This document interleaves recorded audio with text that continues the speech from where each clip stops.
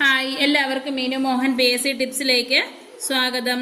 ദേശീയ ആസൂത്രണ കമ്മീഷൻ രൂപം കൊണ്ടത് ഏതു വർഷം? ദേശീയ ആസൂത്രണ കമ്മീഷൻ രൂപം കൊണ്ടത് ഏതു വർഷമാണ്?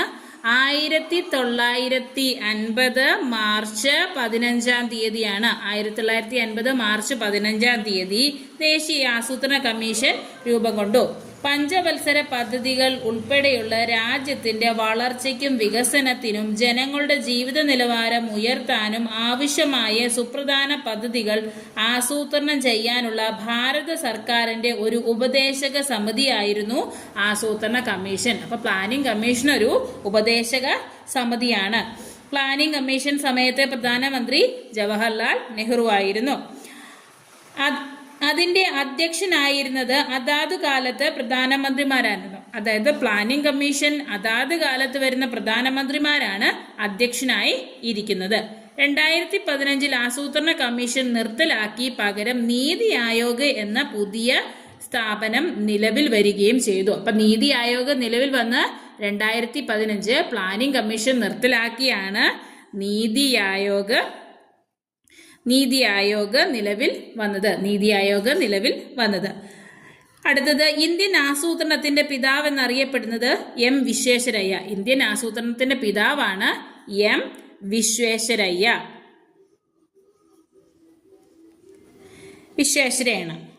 മൈസൂർ ദിവാനും മികച്ച രാജ്യതന്ത്രജ്ഞനുമായിരുന്നു സർ എം വിശ്വേശ്വരയ്യ.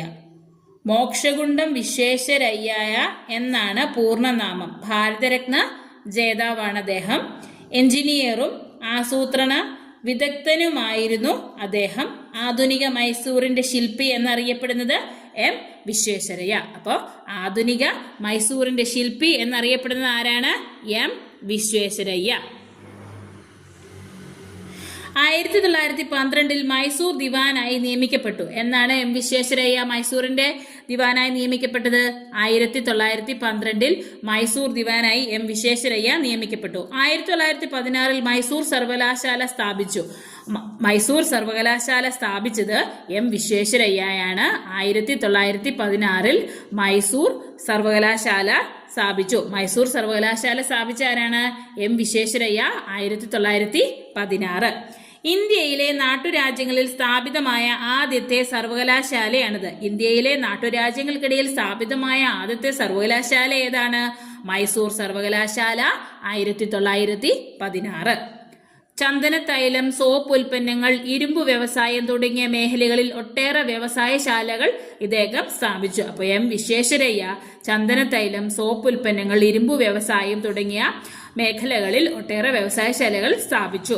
കൃഷ്ണരാജസാഗർ അണക്കെട്ട്, വൃന്ദാവൻ ഉദ്യാനം എന്നിവ രൂപകൽപ്പന ചെയ്തത് എം വിശ്വേശ്വരയ്യയാണ്. കൃഷ്ണരാജസാഗർ അണക്കെട്ട് രൂപകൽപ്പന ചെയ്തത് ആരാണ്? എം വിശ്വേശ്വരയ്യ.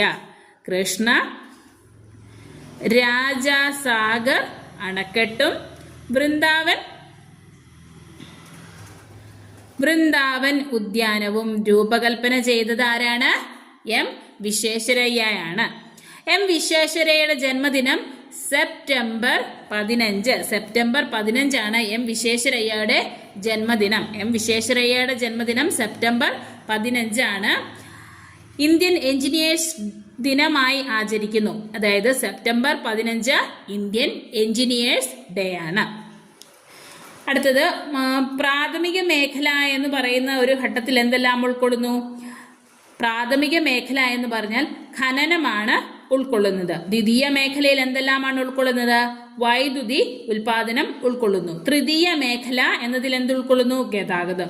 അതായത് ഇന്ത്യൻ സാമ്പത്തിക വ്യവസ്ഥയിലെ പ്രാഥമിക മേഖല, ദ്വിതീയ മേഖല, തൃതീയ മേഖല എന്നീ 3 ഘട്ടങ്ങളായിട്ട് തിരിച്ചിരിക്കുന്നു. അവയിൽ ഏതെല്ലാം ഭാഗങ്ങളാണ് അല്ലെങ്കിൽ ഏതെല്ലാം ഘടകങ്ങളാണ് ഉൾക്കൊള്ളുന്നതെന്നാണ് നമ്മൾ നോക്കാൻ പോകുന്നത്. ഇന്ത്യൻ സമ്പദ് വ്യവസ്ഥയിലെ പ്രാഥമിക മേഖലയിൽ ഉൾക്കൊള്ളുന്ന എന്തെല്ലാമാണ്? വ്യവസായത്തിനുള്ള അസംസ്കൃത വസ്തുക്കൾ ഉൽപ്പാദിപ്പിക്കുന്ന വ്യവസായങ്ങളായി പ്രാഥമിക വ്യവസായങ്ങളെ തരം തിരിച്ചിരിക്കുന്നു. അതായത് ഇന്ത്യൻ സമ്പദ് വ്യവസ്ഥയിലെ പ്രാഥമിക മേഖലയിൽ എന്താണ് ഉൾക്കൊള്ളുന്നത്? വ്യവസായത്തിനുള്ള അസംസ്കൃത വസ്തുക്കൾ ഉൽപ്പാദിപ്പിക്കുന്ന വ്യവസായങ്ങളായി പ്രാഥമിക വ്യവസായങ്ങളെ തരം തിരിച്ചിരിക്കുന്നു. പ്രാഥമിക മേഖലയിൽ എന്തെല്ലാം ഉൾപ്പെടുന്നു? പ്രാഥമിക മേഖലയിൽ എന്തെല്ലാം ഉൾക്കൊള്ളുന്നു? ഖനനം, കൃഷി, മത്സ്യബന്ധനം, വനം, ഇതെല്ലാം എന്തിൽ ഉൾക്കൊള്ളുന്നു? പ്രാഥമിക മേഖലയിൽ ഉൾക്കൊള്ളുന്നു. പ്രാഥമിക മേഖലകൾക്ക് ഉദാഹരണം എന്താണ്? വനം, കൃഷി, മത്സ്യബന്ധനം, ഖനനം. ഇനി ദ്വിതീയ വ്യവസായ മേഖലയിൽ എന്തെല്ലാമാണ് ഉൾക്കൊള്ളുന്നത്? നിർമ്മാണം, അസംസ്കൃത വ്യവസായങ്ങളാണ് ദ്വിതീയ വ്യവസായങ്ങൾ. നിർമ്മാണ അസംസ്കൃത വ്യവസായങ്ങളാണ് ദ്വിതീയ വ്യവസായങ്ങൾ. ഉദാഹരണം സ്റ്റീൽ നിർമ്മാണം, ബ്രെഡ് നിർമ്മാണം, ഭക്ഷ്യവസ്തുക്കളുടെ നിർമ്മാണം എന്നിവ ഉദാഹരണങ്ങളാണ്. തൃതീയ വ്യവസായ മേഖലയിൽ ഉൾക്കൊള്ളുന്നത് എന്തെല്ലാമാണ്? സേവനമാണ് തൃതീയ വ്യവസായ മേഖലയിൽ ഉൾക്കൊള്ളുന്നത്. തൃതീയ മേഖലയിൽ അപ്പോൾ എന്താണ്? സേവനം. 3 ഘട്ടമാണ് ഉള്ളത്. അതില് പ്രാഥമിക മേഖലയിൽ ഖനം, കൃഷി, മത്സ്യബന്ധനം തുടങ്ങിയവ ഉൾപ്പെടുന്നു. ദ്വിതീയ മേഖലയിൽ ഉൾപ്പെടുന്നത് സ്റ്റീൽ നിർമ്മാണം, ബ്രെഡ് നിർമ്മാണം, ഭക്ഷ്യവസ്തുക്കളുടെ നിർമ്മാണം എന്നാണ്.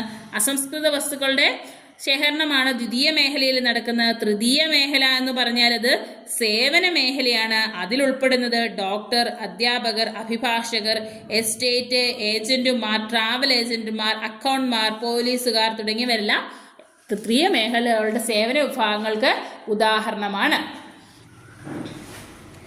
ഏത് വർഷമാണ് ബോംബെ പദ്ധതി നിർദ്ദേശിക്കപ്പെട്ടത്? 1944 ബോംബെ പദ്ധതി നിർദ്ദേശിക്കപ്പെട്ടത്. 1944 ബോംബെ പദ്ധതി നിർദ്ദേശിക്കപ്പെട്ടു. ഒരു കൂട്ടം വ്യവസായികളും സാങ്കേതിക വിദഗ്ധരും നിർദ്ദേശിച്ച ഇന്ത്യക്കായുള്ള 15 വർഷത്തെ സാമ്പത്തിക പദ്ധതിയുടെ വിളിപ്പേരാണ് ബോംബെ പ്ലാൻ എന്ന് പറയുന്നത്. ബോംബെ പ്ലാൻ എന്നാണ്? 1944. 15 വർഷത്തെ സാമ്പത്തിക പദ്ധതിയുടെ ഒരു വിളിപ്പേരാണ് ബോംബെ പ്ലാൻ എന്ന് പറയുന്നത്. 8 പ്രമുഖ ഇന്ത്യൻ വ്യവസായികൾ 1944 ജനുവരിയിൽ പ്രസിദ്ധീകരിച്ച ബോംബെ പദ്ധതിയിൽ ബ്രിട്ടനിൽ നിന്നും സ്വാതന്ത്ര്യം ലഭിച്ചാൽ രാജ്യത്തിന്റെ സാമ്പത്തിക വികസനത്തിൽ രാഷ്ട്രം ഇടപെടണമെന്നു നിർദ്ദേശിച്ചു. ബ്രിട്ടനിൽ നിന്നും സ്വാതന്ത്ര്യം ലഭിച്ചാൽ രാജ്യത്തിന്റെ സാമ്പത്തിക വികസനത്തിൽ രാഷ്ട്രം ഇടപെടണമെന്ന് 1944 ജനുവരിയിലെ ബോംബെ പ്ലാൻ പ്രഖ്യാപനത്തിൽ പറയുന്നു. ജനകീയ പദ്ധതി ആവിഷ്കരിച്ചത് ആരാണ്? ജനകീയ പദ്ധതി ആവിഷ്കരിച്ചത് ആരാണ്? ജനകീയ